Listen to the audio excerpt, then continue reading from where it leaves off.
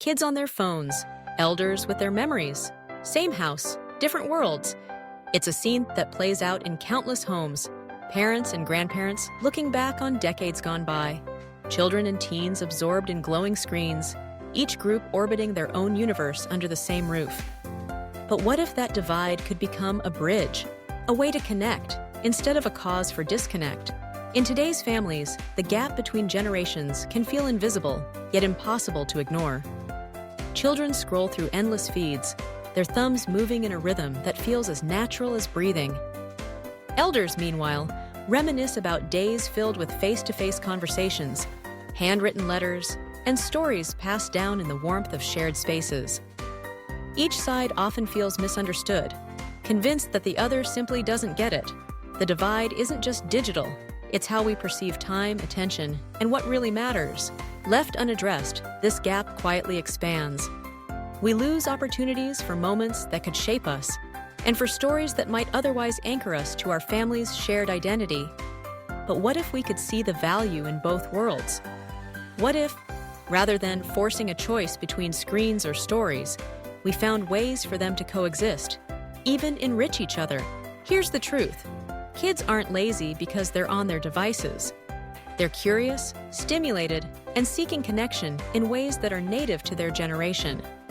Elders aren't out of touch because they prefer stories or memories. They're rich with experience, the keepers of family wisdom. The real divide isn't about technology, but about emotional understanding. It's about recognizing that each approach to life is valid, and that both have something vital to offer. Instead of trying to replace one with the other, imagine blending them. Psychology shows us that when family members engage in shared activities, their brains release bonding hormones like oxytocin, building trust and deepening relationships. Connection doesn't have to mean confiscating devices or silencing stories. It can mean redirecting energy and choosing to be present together, even if the medium looks different. So how can families bridge this divide gently, honoring both screens and stories? Here are 3 ways to bring both worlds together. First, invite. Don't interrupt. Instead of pulling a child away from their phone, try this. Want to watch one short video together, then I'll tell you a story that fits it? This approach respects the value of both experiences. You're not shutting down their world. You're inviting them into a shared one. Second, turn story time into screen time. Ask a grandparent to record a favorite memory or story as a short video.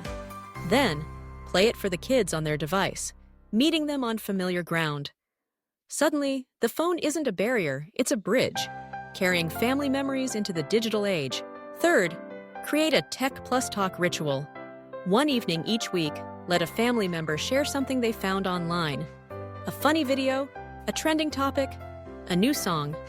Then, invite someone else to share a real-life story or memory that it sparks. This isn't a strict rule, but a gentle rhythm, making room for both new trends and timeless tales. Screens tell us what's trending. Stories tell us who we are. And somewhere in between, when we listen, share, and blend the best of both, we find the chance to truly know each other.